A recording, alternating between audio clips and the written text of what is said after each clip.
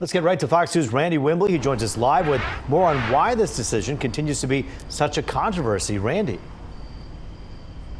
Hey guys, well, two things. One, houses had to be torn down in order for this parking lot plan to come to fruition. And for a lot of people, that is still very much a sore spot for them. Two, some say that their property values and their quality of life have gone down since people started parking on their streets to get to Vinsetta Garage. The hubbub over parking at Vinsetta Garage in Berkeley is a step closer to being silenced.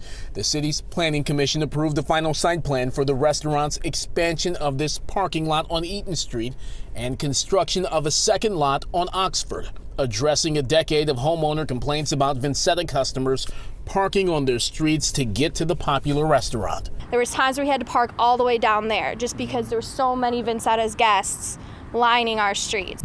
If it takes the parking off of our streets, that's fine, but I want to make sure that it is landscaped, that it looks professional, it looks nice, that we have some type of enclosure and it's not just a big, messy, overgrown lot. The vote to approve the site plan included conditions to address residents' concerns about the parking lots, which will have 28 spaces on Eaton and 26 on Oxford.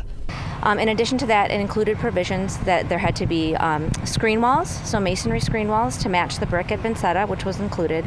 There also had to be some landscape components included as well, and that was incorporated into the plan too. Berkeley Community Development Director Curt Catallo says the city walked a tightrope in addressing the concerns of homeowners and the demands of the restaurant. The city approved a consent agreement with Vinsetta after it sued Berkeley to demolish some nearby homes it bought to make way for the parking lots. We realize this is not a perfect solution for any of the parties involved, but we do feel that the city has come to the best compromise for all of those interested parties. Vinsetta Garage co-owner Curt Catallo says the parking lot plan has always been the best way forward, and they're going above and beyond what's required of them.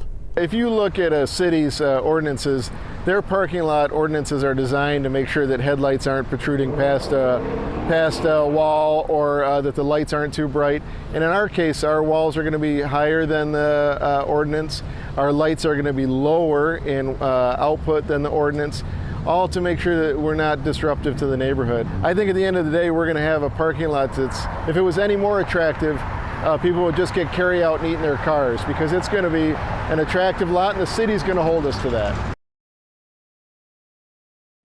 All right, guys, the next step is for Berkeley's community development staff to give this plan the final once-over, hammer out any minor necessary details, well, really, if necessary. But make no mistake about it, this is essentially full speed ahead. This is essentially going to happen because there are no final approvals needed from City Council or the Planning Commission. So again, these parking lots, one will be expanded, another will be built.